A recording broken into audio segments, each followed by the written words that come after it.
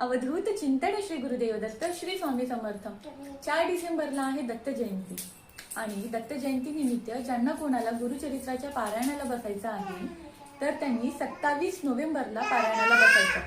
7 दिवसाचं पारायण म्हणजे तुमचं उद्यापन 3 तारखेला होणार। 3 डिसेंबरला तुमचं पारायण संपणार आणि त्याचं जे उद्यापन असणार आहे ते दत्त जयंतीच्या दिवशी, म्हणजेच काय तर 8व्या दिवशी 4 तारखेला तुमच्या पारायणाचं उद्यापन असणार आहे। तुम्ही हे पारायण मंदिरात किंवा केंद्रात मठात जाऊन सुद्धा करू शकता किंवा आपल्या घरी सुद्धा करू शकता।